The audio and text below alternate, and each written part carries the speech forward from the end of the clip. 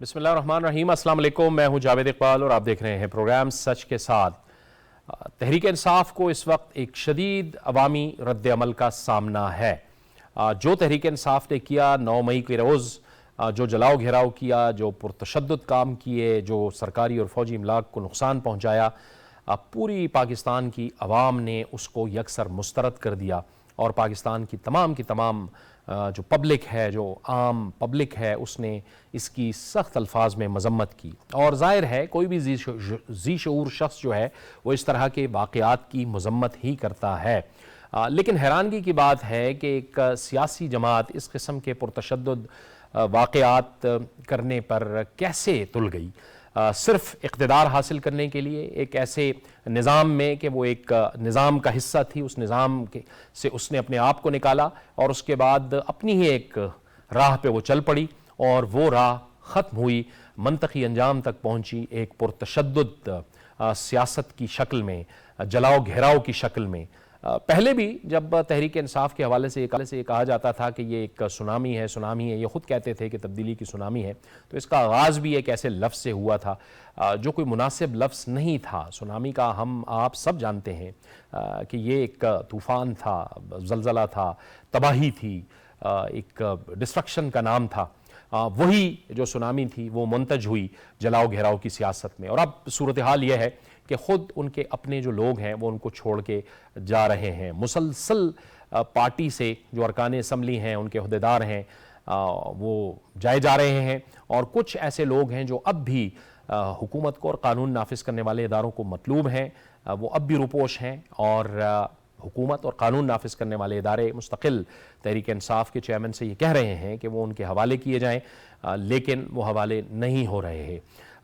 آج تحریک انصاف نے ایک مذاکراتی کمیٹی بھی تشکیل دی ہے، لیکن کیا بہت ہی ہو گئی؟ یہ ایک اہم سوال ہے۔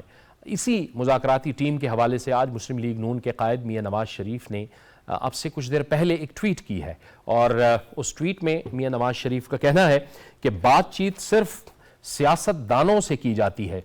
شہداء کی یادگاروں کو جلانے والے، ملک کو آگ لگانے والے دہشت گردوں اور تخریب کاروں کے گروہ سے کسی قسم کی کوئی بات چیت نہیں ہوگی۔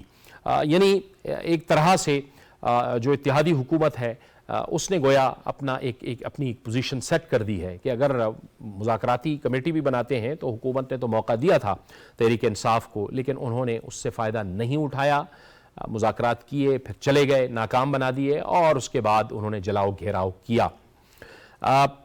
سوال یہاں پر یہ ضرور پیدا ہوتا ہے کہ کیا اس طرح کی تشدد کرنے والے جو گروہ ہیں یا جو سیاسی جماعتیں ہیں، وہ کیا سیاسی جماعتیں کہلانے کے لائق ہیں یا حق رکھتی ہیں؟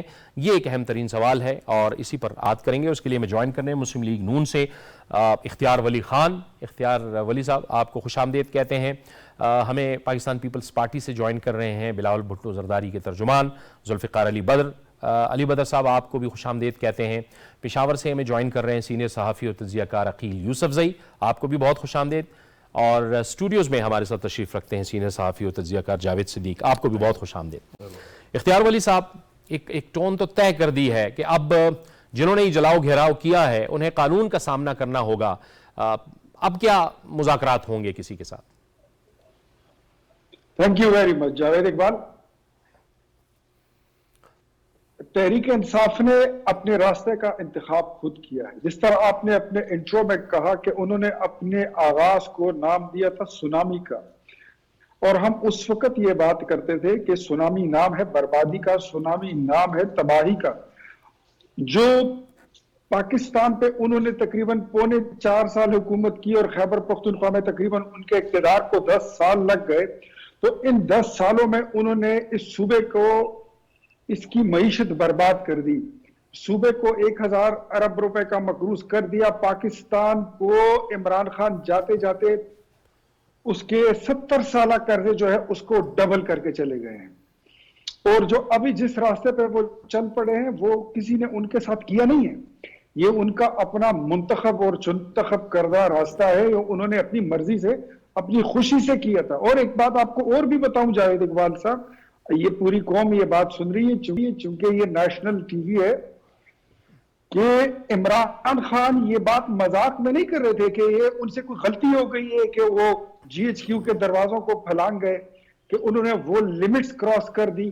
یہ کوئی ایک مطلب ایسے کوئی راہ چلتے رینڈملی نہیں ہوا کہ ریڈیو پاکستان جو ہے اس کو جلا کے راکھ کر دیا and that was burnt into Ashes.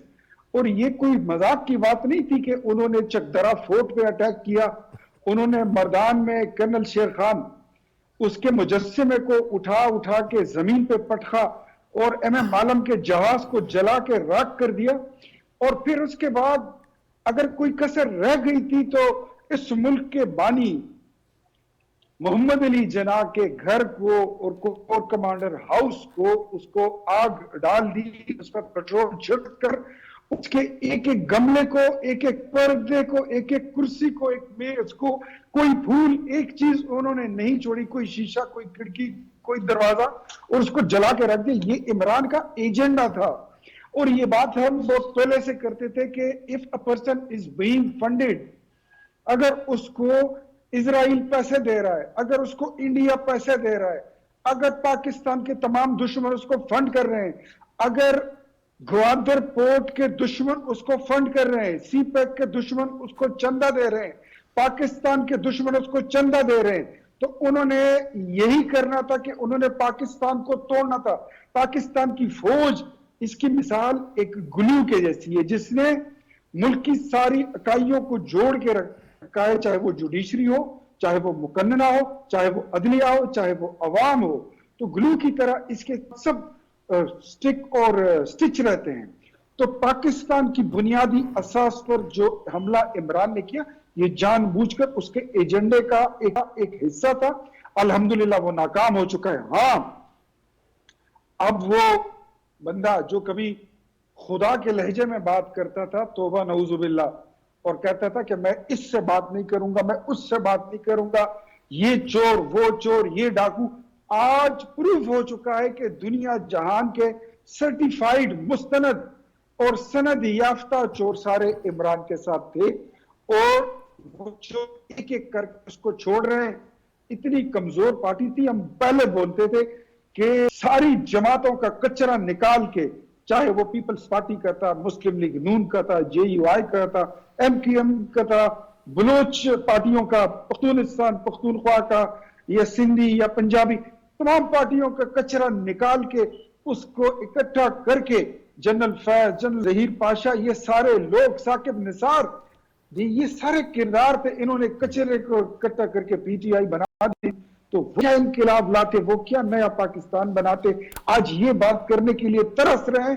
اور میرے خیال میں پرائم منسٹر صاحب کا اور PDM کی قیادت کا ان کا ویژن بالکل کلیئر ہے کہ اگر ہم بات کریں گے تو ہم پولیٹیکل پارٹی سے اور سیاسی جماعتوں سے بات کریں گے. اس کو ہم بہت کہتے تھے کہ Imran Khan you should behave like a political leader.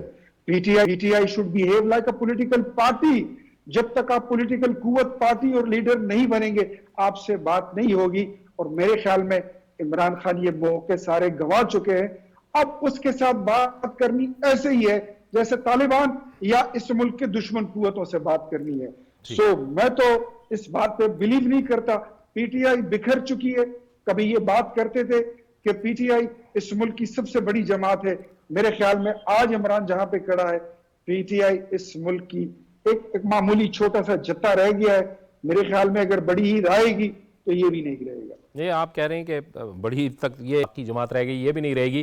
Zulfiqar علی بدر صاحب، آپ بتائیے گا، ہمارے علم میں تو یہ بات ہے کہ جب جہانگیر بدر صاحب کو کوڑے لگائے جاتے تھے تو ان کے قریب ایک مائک بھی رکھ دیا گیا تھا کہ جب ان کی آواز نکلے یا چیخ نکلے تو لوگ سنیں. تو وہ جب ان کو کوڑا مارا جاتا تھا تو وہ جیے بھٹو کا نعرہ لگاتے تھے. اتنے مضبوط اعصاب کے مالک تھے آپ کے والد محترم، اللہ تعالیٰ انہیں غریق رحمت کرے. یہ جو جماعت بنی تھی، یہ کیسی جماعت بنی ہے کہ بالکل خزاں کے پتوں کی طرح وہ جھڑ گئی ہے؟ بسم اللہ الرحمن الرحیم. بہت شکریہ جاوید صاحب، آپ نے اپنے پروگرام میں بلایا. دیکھیں، یہ جو آپ نے بات کی میرے والد کے حوالے سے، دیکھیں پاکستان کے اندر جب بھی کوئی سیاسی ورکر ہوتا ہے تو وہ پارٹی میں جاتا ہے، اپنی لیڈرشپ کے ساتھ جا کے کام شروع کرتا ہے، تو وہ ایک سنسیریٹی کے ساتھ کرتا ہے. تو میرے والد نے تو پیپلز پارٹی بننے سے پہلے بھٹو صاحب کو جوائن کیا تھا، اور جب یہ مارشل لا لگا 1977 کا تو میرے والد کے اوپر سب سے پہلا ملٹری کورٹ جو بیٹھا تھا اس نے سب سے پہلے سزا 10 کوڑوں اور 1 سال کی سزا دی تھی، اور 10 کوڑے لگائے انہوں نے. تو اس ٹائم پہ بھٹو صاحب بھی اس ٹائم پہ کوڑ لکھپت جیل کے اندر تھے، اور بھٹو صاحب کو بیسیکلی سنایا جاتا تھا کہ یہ دیکھیں ہم آپ کے ورکر کو کوڑے مار رہے ہیں، اور شاید بھٹو صاحب ٹوٹ جائیں گے. لیکن اس ٹائم پہ میرے والد کا جیو بھٹو کا نعرہ لگانا، وہ بھٹو صاحب کو بھی تقویت دیتے تھے، اور پارٹی کے اندر رہنے والے جتنے لوگ قید و بند کی صورتیں برداشت کر رہے تھے، جن کو کوڑوں کی سزا ہوئی تھی، ان کو بھی میسج دے رہے تھے کہ گھبرانا نہیں ہے، یہ جو جابر ہے، ظالم حکمران ہے، اور یہ جو مارشل لا ڈکٹیٹر ہے، یہ وقت گزر جائے گا کہ یہ جو مصیبتیں یہ آسمانوں سے آتی ہیں، اور رحمتیں بھی آسمانوں سے ہوتی ہیں، تو جب آسمانوں کی خیر ہوگی گزر جائے گی. تو اس کے بعد بھٹو صاحب کو پھانسی دے دی گئی، اور اس کے بعد یہ ٹائم آیا تو پارٹی کے متعدد لیڈروں نے پھر کوڑے بھی کھائے، جیلیں بھی برداشت کی، صوبتیں بھی برداشت کی. تو بات کہنے کی یہ تھی کہ پیپلز پارٹی کی لیڈرشپ کو ایک سنسیئر ورکرز کی ایک ٹیم ملی تھی جس نے سسٹینیبلٹی کے ساتھ پارٹی کو کھڑا رکھا، اور پھر پارٹی کو ڈکٹیٹرز کے خلاف جدوجہد کر کے پاکستان کے اندر جمہوریت کی بحالی کے لیے، رول آف لا کی بحالی کے لیے محنت کی. آپ دیکھیں کہ اتنی مشکل حالات تھے کہ پاکستان کے اندر کے تمام ورکر کہ ایک طرف گھر والوں کو بھی صوبتیں دی جا رہی تھی، ان کو بھی جیلوں میں ڈالا جا رہا تھا، اور پھر جمہوریت کی بحالی کے لیے بھی کام کر رہے تھے. ایک ڈکٹیٹر کے خلاف یہ معاملہ چل رہا تھا، لیکن کبھی ادارے کے اوپر، کبھی سرکاری املاک کے اوپر، کسی ذاتی املاک کے اوپر، کسی بھی فوجی کے اوپر، جو فوجی بھائی ہمارے ملک کی سرحدوں کو سنبھال لیتے، کبھی ایک لفظ بھی پیپلز پارٹی کے کسی ورکر نے نہیں نکالا تھا، کسی نے اس کو برا بھلا نہیں کہا تھا. 10 اپریل 1986 کو شہید محترمہ بے نظیر بھٹو صاحبہ جب آئیں تو 30 لاکھ سے زیادہ لوگوں نے یہاں پہ پاکستان میں ان کو ویلکم کیا. تو اس کے اندر آپ دیکھیں کہ اس ٹائم پہ موقع تھا کہ سرکاری املاک چھوڑ کے پورے پاکستان کے اندر ڈکٹیٹر ضیاء الحق کو گھر بھیج دیا جاتا، اور presidency, prime minister house, governor house, chief minister house, سب کے اوپر قبضہ ہو سکتا تھا، لیکن ایسا کوئی اقدام نہیں کیا گیا. اس اتنے بڑے جلسے کے اندر، اس اتنے بڑے ویلکم کے اندر ایک پھول کی پتی، ایک گملہ بھی نہیں ٹوٹا، اور اس کی مثال آج تک قائم ہے. اور ابھی لاسٹ ایئر بلاول بھٹو زرداری صاحب نے کراچی سے ایک لانگ مارچ کا آغاز کیا اور اسلام آباد آئے، اور ایک بھی ایسا کوئی کام نہیں ہوا کہ جس سے کسی بھی چیز کا نقصان پہنچا ہو. اور اس کے برعکس جب عمران خان صاحب 25 مئی کو اسلام آباد آئے تو انہوں نے جلاؤ گراؤ کیا. بیسیکلی یہ اسی سوچ کی عکاسی کرتا تھا کہ جب انہوں نے 9 مئی کو کیا، وہ 25 مئی کو انہوں نے ایک ٹریلر ٹیزر دیا تھا کہ سرکاری املاک کو، درختوں کو آگ لگا دی. اگر اس دن ان کو جگہ دی جاتی تو یہ پارلیمنٹ ہاؤس، سپریم کورٹ اور ریڈ ایریا کے اندر بھی گھس کے وہاں پہ آگ لگا دیتے. لیکن یہ انہوں نے اپنی سوچ کی عکاسی کو پریکٹیکل جو ہے وہ ٹرانسلیٹ کیا. 9 مئی کو انہوں نے اپنی سوچ کے تحت کو جناح ہاؤس پہ اور جیسے اور بہت ساری املاک کو، ایمبولینسوں سے لوگوں کو نکال کے ایمبولینسوں کو آگ لگا دی. یہ ایک تسلسل تھا علی وردر صاحب، یہ ایک تسلسل تھا جو جس کے ساتھ انہوں نے یہ کام کیا. عقیل یوسف زئی صاحب آپ فرمائیے گا، یہ سیاست تو ایک تسلسل کا ہے، ایک کمٹمنٹ کا نام ہے، ایک جدوجہد کا نام ہے، اور ایک پروسیس کا نام ہے. اس میں مشکل وقت بھی آتے ہیں، آسان وقت بھی آتے ہیں، آپ کو جماعتوں کے ساتھ کھڑا ہونا پڑتا ہے. ایک تو آپ یہ فرمائیے گا کہ ایک تو ریاکشن تو ہے جو کچھ تحریک انصاف نے کیا ہے خیبر پختونخوا کے اندر، عوام کے اندر بھی ایک بہت بڑا ریاکشن ہے. دوسرا وہاں کی جو لیڈرشپ ہے وہ بھی ہمیں نظر نہیں آ رہی تحریک انصاف کی کہ کہاں وہ روپوش ہے اور وہ کیا کر رہی ہے. بہت شکریہ جاوید صاحب، تمام مہمانوں کو سلام پہنچائے. اس طرح ہے کہ جس طرح دوست نے بتایا بھی کہ جو پولیٹیکل پارٹی کی ایک سٹرکچر ہوتی ہے، ایک شناخت ہوتی ہے، ایک ساکھ ہوتی ہے، ایک ساخت ہوتی ہے، میرے خیال میں تحریک انصاف اس پر या उन शराइत पर पूरी नहीं उतरती थी। खैबर पख्तूनख्वा की जब हम बात करते हैं तो यहाँ पर जो जिस तरह इख्तियार वली साहब ने बताया भी कि यहाँ पर तो इन लोगों ने या तहरीक इंसाफ ने 10 साल तक सियासत की या हुकूमत की, और जिस तरीके से एक 5th जनरेशन वार के तर्ज पर पाकिस्तान के बाकी लोगों को बताया गया कि खैबर पख्तूनख्वा इतना मॉडर्न सूबा बन चुका है, इस वक्त भी हालत यह है कि इमरान खान साहब की पॉलिसियों की, उनकी हुकूमतों की सिया आमाल के नताए जो वो न सिर्फ ये कि बदअमनी की शक्ल में खैबर पख्तूनख्वा में पख्तूनख्वा के लोग भुगत रहे हैं, बल्कि सूबा इस वक्त डिफॉल्ट के करीब भी पहुंच चुका है। कोई भी बंदा जवाबदेह नहीं है, और ख़ास कर वो लोग जिन्होंने खैबर पख्तूनख्वा को इस हालत तक पहुंचाया जो कि फ्रंट लाइन सूबा रहा है टेररिज्म के खिलाफ। और आपने देखा भी कि इमरान खान साहब, उनकी पार्टी का मुराद सईद साहब, आज उन्होंने एक कमेटी में भी उनको शामिल किया, मुज़ाकराती कमेटी में। मुझे बहुत अजीब लग रहा है कि जो 3 खैबर पख्तूनख्वा के लोगों को उन्होंने मुज़ाकराती कमेटी में शामिल किया है वो तो हमें नज़र नहीं आ रहे। उनको ढूंढना पड़ेगा कि अगर मुज़ाकरात जिस तरह के नवाज शरीफ साहब ने कहा भी है और बाकी भी रिएक्शन इस तरह आ रहा है कि मुज़ाकरात का वक्त गुजर चुका है, मगर 3 लोगों समेत बाकी पूरी पार्टी वो तो गायब है, किसी न किसी हद तक सोशल मीडिया पर मौजूद है। मगर इस वक्त पार्टी क़ियादत, साबिक़ वज़रा, MNAs, MPAs और अहदेदारों के साथ कारकुन का राब्ता ही नहीं हो रहा। इस वक्त खैबर पख्तूनख्वा के अंदर तकरीबन 2900 कारकुन गिरफ्तार किए गए हैं, और उनकी शिकायत ये है, वो बार बार हम जैसे लोगों को रिक्वेस्ट कर रहे हैं कि वो कह रहे हैं कि हम जब अपनी लीडरों से बात करते हैं तो वो डिस्कनेक्ट करते हैं। तो ये एक हवा बनाकर, ये एक गुब्बारा बनाकर जिस तरीके से इसको पेंट किया गया था। मगर एक बात है जावेद साहब कि जिस तरीके से ये पार्टी टूट रही है, इख्तियार वली साहब ने कहा भी, इसका तमाम क्रेडिट तो बिलाशुबा इमरान खान साहब की जारहाना सियासत को, उनके तर्ज अमल को, सियासत के बारे में उनकी बदकलामी को, उनके गुरूर को तो जाता ही है।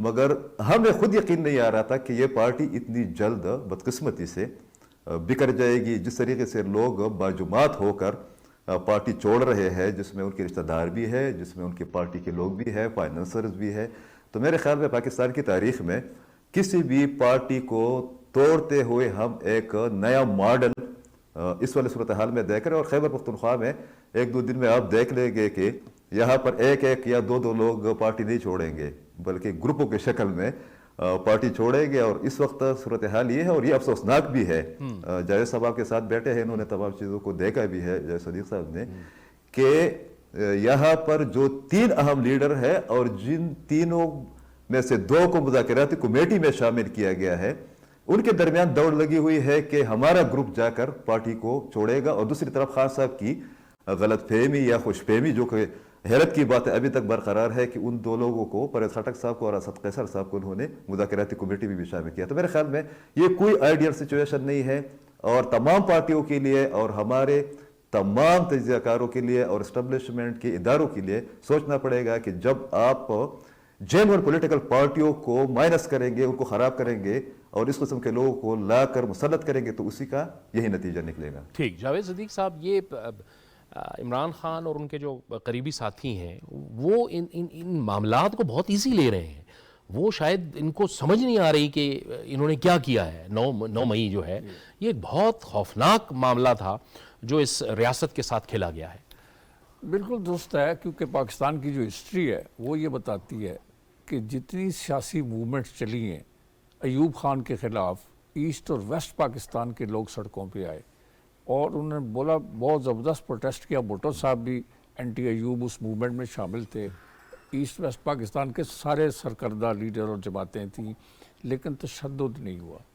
और किसी फ़ौजी इंस्टॉलेशन पे या कौमी यादगार पे या और किसी इस तरह की जगह पे कोई हमला नहीं हुआ, तशद्दुद नहीं हुआ, तोड़ फोड़ नहीं, कोई कत्ल गारत नहीं हुई। तो वो एक पीसफुल मूवमेंट है। ये अलग बात है कि वो उसका नतीजा, हालांकि अयूब खान ने प्रॉमिस किया था कि वो इलेक्शन करा के पावर ट्रांसफ़र करेंगे मुंतखब नुमाइंदों को, वो नहीं हो सका, मार्शल लग गया, बदकिस्मती थी। भुट्टो साहब के ख़िलाफ़ PNA की जो तहरीक थी वो बहुत बड़ी तहरीक थी, उसमें लाखों लोग शरीक होते थे, لیکن اس میں بھی اس طرح کا تشدد نہیں ہوا, توڑ پھوڑ نہیں ہوئی, اور خاص طور پر جس طرح کے ملٹری انسٹالیشنز ہیں, فوجی تنصیبات ہیں, سینسٹیو ادارے ہیں, ریڈیو پاکستان ہے, پاکستان ٹیلی ویژن ہے, اس طرح کے جو ادارے تھے کمیونیکیشن کے, کسی پر کوئی حملہ نہیں ہوا. تو یہ دو بڑی موومنٹس تھیں. پھر اس کے بعد بھی موومنٹس چلتی رہی ہیں. ان موومنٹس میں سیاسی موومنٹس کے اندر بے نظیر بھٹو صاحبہ آئی, انہوں نے ابھی ذکر کیا, وہ کم از کم 15 سے 20 لاکھ آدمی ان کے استقبال کے لیے تھے. بعد میں انہوں نے تمام پاکستان کے بڑے شہروں میں جلسے کیے, اور ان جلسوں میں شریک لوگوں کو انہوں نے کہا کہ یہ امن کی فاختائیں ہیں, اور پر امن جلسے ہوئے, اور بہت ہی مؤثر وہ موومنٹ انہوں نے چلائی. سو میں یہ سمجھتا ہوں کہ یہ ایک بالکل ہی نیا تجربہ ہے, اور خان صاحب ان کے ارد گرد جو لیڈرز تھے ان کو اندازہ ہی نہیں تھا کہ وہ کیا کرنے جا رہے ہیں اور کیا اس کا ریئیکشن ہوگا. اگر وہ یہ کریں گے, جی ایچ کیو پہ حملے کریں گے, کور کمانڈر ہاؤس پہ حملہ کریں گے, ایک تاریخی ایئر فورس کا جہاز ہے اس کو جلا دیں گے یا اس کو ختم کر دیں گے, اور اس طرح کی سینسٹیو اور ایسی چیزیں جن سے بڑی گہری جذباتی وابستگی ہے ان پر حملہ کریں گے, تو اس کا کیا رد عمل ہوگا. اور وہ رد عمل آپ کے سامنے آ رہا ہے. بہت سے لوگ خود جو چھوڑ کے جا رہے ہیں وہ یہ حیران ہے, اور دے آر شاکڈ کہ ہماری پارٹی نے کیا کر دیا ہے. اور یہ لیڈرشپ کا کام ہوتا ہے کہ وہ اس موومنٹ کے اوپر چیک رکھے, اس کو کنٹرول کرے, اس کو مینیج کرے. یہ نہیں ہوتا کہ آپ اس کو کھلی چھٹی دے دیں یا آپ اس کو اشتعال دیں اور اس کو انسٹیگیٹ کریں کہ آپ یہ کام کریں جو انہوں نے کیا ہے. سو وہ ڈیفینس لیس ہیں, ان کے پاس کوئی دفاع نہیں ہے. جو انہوں نے کر دیا ہے اس کا کوئی دفاع کسی کے پاس نہیں, خان صاحب کے پاس بھی نہیں ہے. اور میں سمجھتا ہوں کہ یہ ان کو اس کا خمیازہ اب بھگتنا پڑ رہا ہے. ان کی پارٹی تتر بتر ہو رہی ہے, لوگ چھوڑ کے جا رہے ہیں, اور ان کا سارا سٹرکچر جو ہے وہ زمین بوس ہو چکا ہے. سو ان کو جس طرح سے وہ آئے تھے, جس طرح ان کی تخلیق ہوئی تھی, تشکیل ہوئی تھی ان کی پارٹی کی, بالکل اسی طرح وہ ریزے ریزے ہو کے گر رہے ہیں.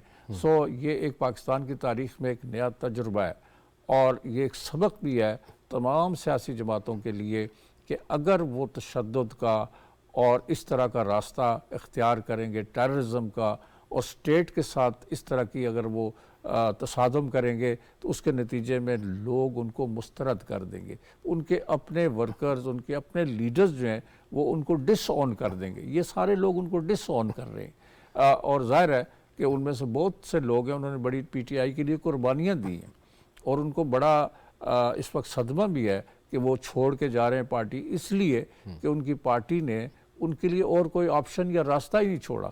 اگر یہ پرامن رہتے تو اس کا مختلف نتیجہ نکلتا, لیکن انہوں نے جو کچھ کیا ہے دے آر ڈیفینس لیس, وہ اس کا دفاع نہیں کر سکتے. یہ اختیار ولی صاحب بات بہرحال ایک بات تو طے ہے نا کہ ایک تو جو عمران خان تھے وہ ایک جارحانہ سیاست کے ذریعے سے ایک اور کسی اور طریقے کے ساتھ وہ سیاست کر رہے تھے. کچھ وہ شاید توقع رکھتے تھے کہ ان کو مدد حاصل ہوگی, مدد ملتی رہے گی, مستقل مدد ملتی رہے گی ادھر ادھر سے, اور پھر کچھ ان کی پارٹی کی جو تنظیم تھی وہ بھی, اس کا جو سٹرکچر تھا وہ بھی کسی اور طریقے سے بنا. لیکن اس بات میں تو کوئی دو رائے ہے نہیں کہ مجموعی طور پر جو جلاؤ گھیراؤ ہوا, جو یہ حملے ہوئے, بلوائیوں کے, شرپسندوں کے حملے ہوئے, بہت سے ان کے اپنے پارٹی کے لوگوں کے لیے بھی یہ حیران کن تھا, جیسے جاوید صدیق صاحب نے فرمایا, اور جیسے کہ عقیل یوسفزئی صاحب نے بھی فرمایا کہ یہ سیاست کو بھی ایک بہت بڑا نقصان ہوا ہے کہ یہ سب کچھ ہوا اور یہ سارا منظرنامہ ہمارے سامنے آیا, کیونکہ لوگوں نے اور ان کے اپنے لوگوں نے اس معاملے کو مسترد کر دیا. ان کے بانی ارکان بھی چھوڑ کے چلے گئے ان کو. جاوید دیکھیے, یہ میں آپ کو ایک بات بتاؤں کہ یہ بات ہم بہت پہلے کرتے تھے اور ببانگ دوہل کرتے تھے, لوگوں کو کہتے تھے کہ پولیٹیکل لیڈرز میں, فلمی ہیرو میں اور کھلاڑیوں میں, مطلب سب کا اپنا اپنا ایک مقام ہو سکتا ہے, کوئی کسی کا مقام یا اس کی جگہ نہیں لے سکتا. ایک سیلیبریٹی تھا, کرکٹ کی حد تک ٹھیک تھا, اس کو مصنوعی طور پہ ایک لیڈر بنا کے پیش کیا گیا اور اس کا یہی بننا تھا. چام تو تھا, گلیمر تھا, لوگ اکٹھے ہوئے, سیاسی جماعتوں کو توڑا گیا, जावेद आप बहुत अच्छी नजर रखते हैं। दूसरे जावेद साहब हमारे सबके लिए बड़े सीनियर हैं, हमारे तजियाकार हैं, और मेरे प्यारे भाई बैठे हुए हैं जुल्फिकार अली बदर साहब, इनकी अपनी एक लंबी पॉलिटिकल स्ट्रगल और हिस्ट्री है। अकील यूसुफ जई साहब हमारे सूबे के और मुल्क के बड़े कोना मश्क साथी हैं। किंग्स पार्टी जब भी बनती है वो उसी तरह जाती है जिस तरह पीटीआई गई है। किंग्स पार्टी बनती भी रातों रात है और ये टूटती भी रातों रात। इसको ज्यादा जिस तरह आते हुए देर नहीं लगती ना, इनको जाते हुए भी देर नहीं लगती। गर्दनों से पकड़ पकड़ कर आप लोगों को लाए और उनको जबरदस्ती आपने शामिल करवाया किंग्स पार्टी में। अब उनको समझ आ गई है कि इमरान खान और उसके जो किचन कैबिनेट थी वहां से ये बात लीक हो गई थी कि 2018 से 2023 तक हम हैं, 2023 से 2028 तक हम हैं, और 2033 तक 33 तक 15 साल का प्लान हम लेकर आए हैं। That was London plan. ये 2013 में बना था लंदन में, और ये महीना था मेरे ख्याल में अगस्त सितंबर का। 2013 में जब इलेक्शन हुआ तो ये प्लान बना था कि इमरान खान को इस तरह लॉन्च करना है। फिर तब्दीली की वो 126 दिन का धरना वगैरह, फिर आपने देखा 2014 का वो शुरू हुआ, और ये सारी चीजें बुनियादी तौर पे इमरान को चाइना के अगेंस्ट लॉन्च किया गया था कि इस खित्ते में चाइना की अमल दरामद कम हो, उसको अड्डे ना मिले, अमेरिका यहां पे अपने अड्डे और पंजे गाड़ के रखे। ये चीजें अपनी जगह पर, ये जो हमारा बेल्ट बन रहा था, जो हम एक इकोनॉमी पाकिस्तान की, आपने देखा 2013 से लेकर 2018 तक पाकिस्तान एक एमर्जिंग इकोनॉमी बन चुकी थी। उस सारी चीजों का रास्ता रोकने के लिए, आपका सीपेक कट डाउन करने के लिए, आपका जो ग्वादर पोर्ट है उसको सबुटाश करने के लिए, पाकिस्तान को एक मुआशी कुव्वत बनने से रोकने के लिए इन चीजों को लाया गया। मैं शायद इसमें कुछ ऐसे लोग हों जिनको इस गंदे और गलीज और बदबूदार प्लान का पता ना हो। कुछ मुहब्बे वतन भी हो सकते हैं कि इसमें शामिल हो, जिनको धोखा देकर इस ग्रुप में, इस जत्थे में शामिल कर लिया गया हो। लेकिन बाद में सारी दुनिया को पता लग गया था कि इमरान खान क्या है, लंदन प्लान क्या है, और उसकी तहरीक इंसाफ क्या है, और ये सुनामी क्या है। हालांकि आप खुद केपीके से ताल्लुक रखते हैं। 10 साल खैबर पख्तूनख्वा में हुकूमत इनकी रही। कहीं कोई 350 डैम है, कोई वजूद है, कोई वो बिलियन ट्री सुनामी, उसमें 50% दरख्त हैं, नहीं है। तालीमी इमरजेंसी लगाने के बाद 2 साल 100% तलबा फेल होते हैं। हेल्थ की इमरजेंसी लगाने के बाद 2 साल बाद खैबर पख्तूनख्वा का हेल्थ का निजाम कोलैप्स हो चुका है। अस्पतालों के पास तनख्वाहों के पैसे नहीं है। कभी ऑक्सीजन खत्म हो जाती थी, कभी एस्प्रिन की गोली खत्म हो जाती थी, कभी एक्सरे के मशीन में फिल्म नहीं होती थी। लेकिन पोर्ट्रे किया गया था, सोशल मीडिया का बेहतरीन इस्तेमाल उन्होंने किया है कि खैबर पख्तूनख्वा जो है उसको एक मिसाली सूबा बना दिया गया है। तो अब हमने पाकिस्तान को एक मिसाली सूबा बनाना है। ये कमजोर लोग थे। ये आप कोड़े की बात करते हैं, कोड़े हम जैसे लोग खाते हैं। मैं 14 जेलें काट चुका हूं। रियासती तशद्दुद में मेरी उंगलियां तोड़ दी गई थी, मेरे नाखून निकाले गए थे। आप मेरे गवाह हैं मेरे तशद्दुद के। मेरी काली पीठ आपने देखी थी। बिल्कुल सही जावेद भाई, आप विटनेस हो। बिल्कुल बिल्कुल, लेकिन मुझे हम मालूम टूटे है। नहीं, हम टूटे नहीं है, because we are the people carrying a political ideology, we are the people with a vision. हमारे दिल में, हमारे खून में वतन की मोहब्बत, वतन परस्ती, हुब्बुल-वतनी ये रच बस चुकी है। ये डाली नहीं जाती, ये निकाली नहीं जा सकती। ये कोई डंडों से, कोड़ों से, जेलों से, हथकड़ियों से, तशद्दुद से नहीं निकाल सकता। ये मफाद के नाम पर इकट्ठे किए गए लोग थे। कोई एटीएम बना हुआ था, कोई बैंक बना हुआ था, कोई इकट्ठे कर रहा था, कोई बांट रहा था। इस तरह के लोग थे। आपके वजीर आजम हाउस जो पाकिस्तान का है वो जादू नगरी बन चुकी थी, और वहां पे जो लुच्चरबाजियां होती थी आपने देखा। मैं नाम नहीं लेना चाहता, कैसे कैसे लोग वहां पे आके डांस करते थे, उनकी टिकटॉक वीडियोस बनती थी। क्या ये इस्लामी जमहूरियत पाकिस्तान को रिप्रेजेंट करने के लिए ये चीजें थी, ये नमूने थे? दे वर नॉट द पीपल। ये वो लोग नहीं थे, ये वो स्टफ नहीं था।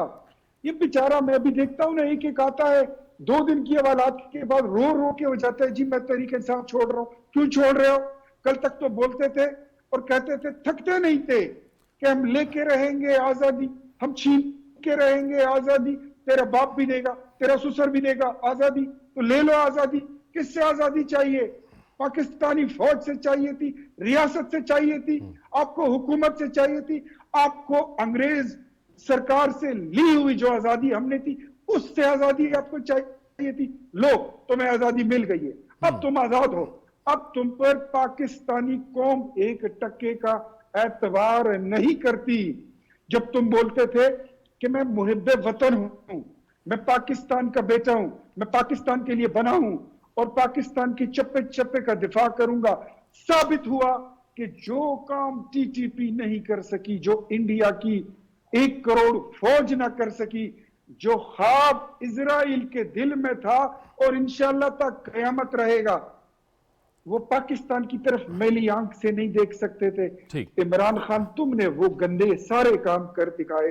अब इसके बाद सुनामी की तरह आए थे और सुनामी की तरह चले गए हो। सुनामी की तरह आए थे, सुनामी की तरह चले गए। जिक्र, ठीक, कभी जिक्र होगा भी नहीं। ठीक। लेकिन अगर कभी होगा भी तो बड़े गंदे और गलीज अल्फाज के साथ। ये आपने खैबर पख्तूनख्वा की बात की, खैबर पख्तूनख्वा की बात की। अली बदर साहब, मैं आपकी तरफ आता हूँ, लेकिन चूंकि खैबर पख्तूनख्वा की बात हो रही है तो अकील यूसुफजई साहब की तरफ जाएंगे। अकील यूसुफजई साहब, ये जो 9 साढ़े 9 साल वहाँ हुकूमत की, वहाँ पे तहरीक इंसाफ की तवज्जो किन मामलात पे थी? वो तो बड़े दावे करते थे, लेकिन हमने देखा कि एक ऐसे वक्त में ये अपने वक्त से पहले हुकूमत छोड़ के चले गए और असम्बलियाँ इन्होंने तहलील कर दी, पंजाब के अंदर भी, खैबर पख्तूनख्वा के अंदर भी, कि जब सूबे को एक बार फिर दहशतगर्दी का सामना था। चाहिए तो ये था कि सिक्योरिटी फोर्सेस के पीछे, कानून नाफिज करने वाले इदारों के पीछे हुकूमत खड़ी होती, अवाम थे, लेकिन ये हुकूमत छोड़ के निकल गए। बिल्कुल, खैबर पख्तूनख्वा की जो सिक्योरिटी की सूरत हाल है, आप सब लोगों को पता है, आवाम को भी पता है कि वो बिल्कुल डिफरेंट है। खैबर पख्तूनख्वा जितना सफ़र होता रहा है और खैबर पख्तूनख्वा में पार्टियों ने, ख़ास कर पीपल्स पार्टी और अवामी नेशनल पार्टी जैसे लिबरल और डेमोक्रेटिक पार्टीज ने जो कुर्बानियाँ दी है वो तो सबके सामने है। मगर जो थ्रेट लेवल अफ़गानिस्तान के अंदर एक बड़ी तब्दीली के बाद पाकिस्तान के लिए क्रिएट हुआ, उसके तमाम तर असरात फर्स्ट रो में वो खैबर पख्तूनख्वा पर पड़े। मगर फिर आपने देखा भी कि मुराद सईद साहब अपनी हुकूमत के होते हुए स्वात में किस पर इल्ज़ाम लगा रहे थे। उनके वज़ीर आला महमूद खान साहब यहाँ पर बैठे हुए थे, वो अपने इलाके में नहीं जा सकते थे। फिर आपने वज़ीरिस्तान में देखा, आपने पेशावर में देखा। गुज़श्ता महीने जब इनकी हुकूमत ख़त्म हो रही थी तो उससे 1 महीने पहले का जो डेटा है वो ये है कि खैबर पख्तूनख्वा के तकरीबन 23 या 28 जो डिस्ट्रिक्ट थे वहाँ पर हमले भी हो गए थे। चीफ मिनिस्टर गायब थे, इमरान खान साहब मज़म्मत नहीं कर रहे थे, मिनिस्टर सैफ साहब तहरीक तालिबान की तर्जुमानी कर रहे थे, मुराद सईद साहब अपनी फोर्सेस पर हुकूमत में, सूबाई हुकूमत में होते हुए इल्ज़ामात लगा रहे थे। बहुत अजीब किस्म की सूरत हाल थी। और इसमें जो बड़ा इशू फिर सामने आया वो इंतहाई बड़े लेवल के करप्शन का था। हमें तो इस तरह लग रहा था जैसे इन लोगों को जहन में ये बैठाई गई है, या इन लोगों ने अपने जहन में बात बैठाई है कि खैबर पख्तूनख्वा इनके जेब में है। फिर जिस तरीके से खैबर पख्तूनख्वा के वसाइल का इस्तेमाल किया गया, जिस तरीके से सीएम हाउस और हेलीकॉप्टर को इस्तेमाल किया गया, जिस तरीके से यहाँ पर 300, 350 या 1100 मेरे ख्याल में गाली ब्रिगेड को मुतारिफ करके इस सूबे की सियासत का बेड़ा गर्क कर दिया गया। आप अंदाजा लगाए कि एक हुकूमत, एक पार्टी अपने कायद के कहने पर सरकारी खजाने से 1100 लोग भर्ती करते हैं, उनको पैसे दिए जाते हैं और वो हमें, आपको, पाकिस्तान को, पाकिस्तान की फौज को और सियासतदानों को गालियां दे रहे हैं। ये तमाम तजुर्बा तो खैबर पख्तूनख्वा में हुआ, किसी और सूबे में नहीं हुआ है। तो मेरे ख्याल में जो डैमेज किया है खैबर पख्तूनख्वा की सिक्योरिटी की सूरत हाल को, खैबर पख्तूनख्वा की इकानमी को, खैबर पख्तूनख्वा की कल्चर को, जैसे सदीफ साहब बैठे हैं, इनको हम सबसे ज्यादा पता है कि हैदराबाद जेल में बलोच लीडर्स गए हैं, खान अब्दुल वली खान से मिले हैं कि हम उधर जा रहे हैं, पहाड़ों पर जा रहे हैं। वली खान ने अपनी किताब में लिखा कि मैंने उनसे कहा कि मैं पाकिस्तान के खिलाफ या रियासत के खिलाफ नहीं जाने वाला हूं, मैं भट्टो साहब के साथ मेरे मामलात है, मैं अपने सियासी अंदाज में करूंगा। जावेद साहब को पता है कि यही इसी लियाकत बाग में लोगों पर, अवामी नशर पार्टी या उस वक्त नेशनल अवामी पार्टी के लीडरों पर गोलियां बरसाई गई। कसूरी साहब ने वली खान से कहा कि आप साइड पर हो जाए, उन्होंने कहा कि मेरे एक वर्कर मर रहे हैं, मैं खड़ा रहूंगा। चंद लोग जो काबल गए, अजमल खटक साहब खुदा उनकी मगफिरत करे, चंद और लोग गए वहां पर। जब हुकूमत से बात की कि हम रेजिस्ट कर रहे हैं, वली खान ने यहाँ से पैगाम भेज दिया कि ये मेरा नुमाइंदा, अगर ये मेरा नुमाइंदा है, मेरे लीडर है, मगर पार्टी का कोई फैसला इस तरह के नहीं है। आपने कारसाज में देखा, बीवी तो नहीं भागी, बीवी तो उसी रात जाकर वो हॉस्पिटल में जो है ना अपने कारकुन के साथ खड़ी थी। आपने, मैं खुद इस बात का गवाह हूं कि मोमिन खान साहब के घर में 2018 के इलेक्शन में बिलावल साहब आ गए हैं, यहाँ पर एजेंसी के लोग, इत्तेफाकन मैं भी मौजूद था, उनको बताया जा रहा था कि खुदकश हमला और है 2-3 और आप मलकड़ न जाए एक जलसे में। उन्होंने कहा कि मेरे कारकुन कहेंगे कि ये बीबी का बेटा है, ये डर रहा है। हम खुद उसको कह रहे थे कि आप इस चीज को ले लें। तो लीडर ने न विजन दिया, लीडर ने न बहादुरी दिखाई, लीडरों ने डट कर पुलिस का सामना भी नहीं किया। आज जो आतिफ खान साहब की एक वीडियो आ गई है, वो हुकूमत को और पुलिस को जो है ना, इनको धमकियां दे रहे हैं। भाई तुम आकर गिरफ्तारी तो दे दो ना, गिरफ्तारी पॉलिटिकल वर्कर के लिए जो है ना उसकी हैसियत उससे बढ़ जाती है। तो खैबर पख्तूनख्वा में फिर जावेद साहब आपने देखा भी कि गुज़श्ता दिन 25 मई को जो जितनी भी रैलियां हुई है, खैबर पख्तूनख्वा पाकिस्तान का वो वाहिद सूबा था जहां पर हर डिस्ट्रिक्ट में लोगों ने रैली निकाली है, पाकिस्तान की फौज और इदारों के साथ वो कर दिया। और सबसे बड़ी बात है, एक पेशावर के एक बेटे की हैसियत से, कि आपने आकर मेरे रेडियो पाकिस्तान को, जो कि दिल्ली के बाद सबसे बड़ा और सबसे कदीम एक इमारत थी, हमारी शनाख्त थी, हमारी कल्चर का एक सिंबल था, जहां पर अहमद फराज साहब ने और जहां पर बुखारी साहब ने और जहां पर रजा हमदानी ने और अजमल खटक ने और इन लोगों ने उनके रिकॉर्ड्स पढ़े थे, उनके स्क्रिप्ट, आपने उनको आग लगाई। और अब जो है ना आप कह रहे हैं कि मैंने कुछ भी नहीं किया और ये खैबर पख्तूनख्वा मेरे जेब में है और मुराद सईद साहब को देख ले। तो मेरे ख्याल में सबसे ज्यादा डैमेज अगर तहरीक इंसाफ ने और इमरान खान साहब और उनकी लीडरों ने किसी एक सूबे को पहुंचाई है तो खैबर पख्तूनख्वा है। ठीक, ये अली बदर साहब, इख्तिदार, ये सियासत जो है ये सिर्फ इख्तिदार हासिल करके ही हो सकती है या अपोजिशन का भी एक बहुत बड़ा किरदार होता है? तहरीक इंसाफ ने तो जो अपोजिशन है उसका तसव्वुर ही ख़त्म कर दिया। वो कहते हैं कि जी बस हुकूमत है और मैंने हुकूमत में ही रहना है, तभी सियासत होगी, वरना सियासत नहीं होगी। ये इस सोच को कैसे ख़त्म करें? ये बेसिकली सोच इमरान खान साहब की थी। इमरान खान साहब चूंकि by virtue of, by the help of few people वो इक़्तिदार में आ गए 2018 में, और 18 के अंदर उन्होंने कभी सोचा ही नहीं था कि कभी उनके ऊपर मुश्किल टाइम आएगा। अभी जैसे इख्तियार वली साहब बता रहे थे कि इन्होंने 2013 से 18 से 23 से 28 ये प्लानिंग सोची हुई थी कि हमने हुकूमत से जाना नहीं है। और खान साहब के साथ फिर देखें जितने लोग थे वो भी सारे वो थे जिनमें ना काबिलियत थी ना अहलियत थी, और खान साहब में भी माशाल्लाह कोई काबिलियत अहलियत नहीं थी, कभी ना इन्होंने कोई जिंदगी में कारोबार किया ना कोई नौकरी की। तो ये ऑपोजिशन में जाके काम करने की अहलियत और सोच ही नहीं रखते थे कि कभी ऑपोजिशन में बैठ के पाकिस्तान के अंदर कोई मुस्बत रोल प्ले कर सकते हैं। इन्होंने सिर्फ ये सोचा था कि हम हुकूमत में बैठ के बाकी सबको चोर डाकू कहेंगे और अपनी मर्जी से चलाएंगे, और ये भी नहीं सोच सकते थे कि कभी इस्टेब्लिशमेंट के बगैर ये मुल्क के अंदर कोई मामलात को कर सकते हैं। आज देखें इमरान खान साहब की सोच क्या कहती है, कि वो ये कहती है कि हम कभी किसी पॉलिटिकल पार्टी से मुज़ाकरात नहीं करेंगे, ना पॉलिटिकल लीडर से करेंगे। अगर हमने मुज़ाकरात करना है या टीटीपी के साथ करेंगे या एस्टेब्लिशमेंट के साथ करेंगे, यानी मुल्क दुश्मन के साथ करने के लिए तैयार है, तालिबान के साथ करने के लिए तैयार थे, या फिर जो जिनकी गोद में बैठ के ये आए थे उनके पास जाके ये दोबारा उनके पांव में बैठना चाहते हैं और ये फिर मिन्नत तरला करना चाहते हैं कि मेरे से गलती हो गई और मुझे एक दफा मौका दे दे और वापस ले आओ। और देखें इन्होंने आज एक कमेटी भी बनाई है निगोशिएशन के लिए। ये निगोशिएशन नहीं है, ये एनआरओ मांग रहे हैं। ये एनआरओ इसलिए मांग रहे हैं कि इनसे जो गलती हुई है और उसमें कोई माफी तलाफी को दरमियाना रास्ता निकाल दिया जाए और उसमें इनको दोबारा मौका दिया जाए। लेकिन इस सारे मामले के अंदर बिलावल भुट्टो जरदारी साहब ऑलरेडी पार्टी पॉलिसी और ये बात कर चुके हैं कि इस मुल्क में हम बैठ के मुज़ाकरात के जरिए जरूर कर सकते हैं, लेकिन पाकिस्तान तहरीक इंसाफ की लीडरशिप जब तक अपनी गलती का एहसास नहीं करेगी, अपनी गलती का इतराफ नहीं करेगी और मकाम से और इदारों से माफी नहीं मांगेगी, कोई भी तहरीक इंसाफ और उसकी लीडरशिप के साथ मुज़ाकरात के लिए बैठने पे तैयार नहीं है।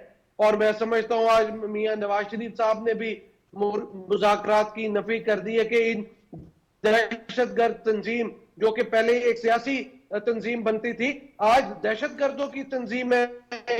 इमरान खान साहब सरपरस्त हैं, ये सरगना है दहशतगर्दों के, और इन्होंने ये जो काम किया है 9 मई को, ये पाकिस्तान की हिस्ट्री में एक ब्लैक स्पॉट बन गया है कि इन्होंने पाकिस्तान के अंदर दुनिया के सामने मजाक बना के रखा है कि हमें तो अब ये सोचना है कि ऐसी तमाम कुव्वतें, ऐसे तमाम सोच रखने वाले, ऐसे तमाम इनफरादी लोग जो दहशतगर्दी की सोच रखते हैं, उनको पाकिस्तान के अंदर सख्त से सख्त जो सजा देनी चाहिए, उनको कानून के कटहरे में लाना चाहिए।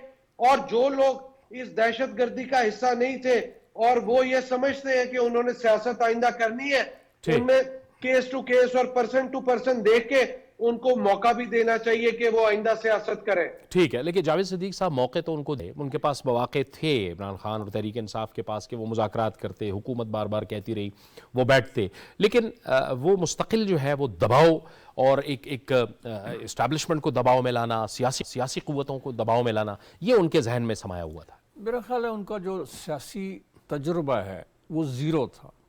वो एक पॉलिटिकल प्रोसेस से नहीं आए थे। एक पार्टी बनाई गई और उनको सरबराह बना दिया गया, एक आर्टिफिशियल तरीके से एक पार्टी खड़ी की गई, स्ट्रक्चर बनाया गया, and he was made the head of that party. तो जो पॉलिटिकल प्रोसेस से लोग आते हैं, जो स्ट्रगल करते हैं, कैद व बंद भी सौबतें बर्दाश्त करते हैं, भूख नंग बर्दाश्त करते हैं, गर्मी सर्दी बर्दाश्त करते हैं, पार्टियों में उनको मौके दिए जाते हैं, उनको ओहदे मिलते हैं, निकाले जाते हैं, ये एक पूरा प्रोसेस है और ये सारी दुनिया में, पाकिस्तान में नहीं है। इस प्रोसेस से वो नहीं गुजरे थे।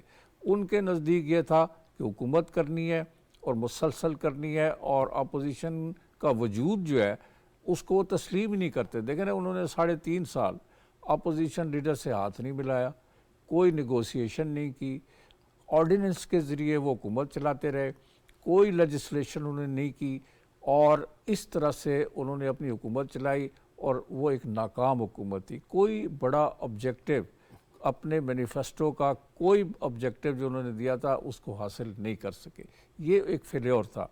सो वो ही समझते थे कि हुकूमत में रहना ही असल में कामयाबी है, which is not the case. बात यह है कि आप जब सियासत में होते हैं तो आप अपोजिशन में भी जाते हैं और एक बड़ा ज़बरदस्त पॉजिटिव रोल प्ले कर सकते हैं। अपोजिशन लीडर्स बाज़ औक़ात प्राइम मिनिस्टर से और प्रेसिडेंट से ज़्यादा उनका कद काठ होता है। हमने पाकिस्तान की तारीख़ में देखा है कि कई अपोजिशन लीडर इतने कदावर शख्सियात थी और उनकी बात लोग ज़्यादा गौर से सुनते थे बनिस्बत किसी प्राइम मिनिस्टर या प्रेसिडेंट के। तो उनके जहन में ये था ही नहीं कि अपोजिशन लीडर्स भी होते हैं, उनका भी एक बहुत बड़ा रोल होता है, और उनके जहन में सिर्फ ये समाया होता कि मुझे जो लेके आए हैं वो मुझे कभी इक़्तिदार से बाहर निकालेंगे। It was a shock for him कि जब उनको कहा खुदा हाफिज़, अब आपकी ज़रूरत नहीं है, तो वो अपना ही लॉस्ट हिज बैलेंस, और वो जो आइनी और जमहूरी तरीके से एक प्रोसेस था वो उनके लिए गैर मुतवक्किल था। बहुत बहुत शुक्रिया जावेद सिद्दीक साहब, अकील यूसुफ सईद साहब, इख्तियार वली खान साहब और जुल्फ़िकार अली बदर साहब, आपने हमें इस गुफ्तगू में ज्वाइन किया। इमरान खान साहब से जब भी ये पूछा गया कि आप इस वाक़े की मज़म्मत करें, सुप्रीम कोर्ट में इस्तिफ़सार किया गया, मीडिया इंटरव्यू में किया गया, तो वो वाज़े अल्फाज में नहीं कहते थे, बल्कि वो ये कहते पाए गए हैं कि कौन इसकी मज़म्मत नहीं करेगा। ये बात वाज़े है कि वो अपनी तकारीर के ज़रिए से इश्तियाल दिलाते रहे अपने कारकुनों को, और मुसलसल दिलाते रहे। फिर उनकी लीडरशिप भी इस तरह की बातें करती रही, और फिर 9 मई का स्याह दिन आया। इमरान खान को ये समझना होगा कि पूरे पाकिस्तान में सिर्फ उनके फॉलोअर्स नहीं हैं, बल्कि बाकी जो जमातें हैं, सियासी जमातें हैं, उनकी भी फॉलोइंग है। वो उनके फॉलोअर्स उनकी बातों को फॉलो करेंगे, लेकिन बाकी अवाम भी मामलात को बहुत अच्छी तरह से समझते हैं, और जो कुछ 9 मई को इस मुल्क के साथ हुआ, पाकिस्तान के अवाम उसको बेहतर तौर पे समझे हैं, और पाकिस्तानी अवाम ने इसकी मजम्मत भी की है और यकसर इन वाक़यात को मुस्तरद भी किया है, और वो इस किस्म के जो लोग हैं वो पाकिस्तानी अवाम के लिए नाकाबिल क़बूल हैं। जावेद इकबाल को इजाज़त दीजिए, अल्लाह हाफ़िज़।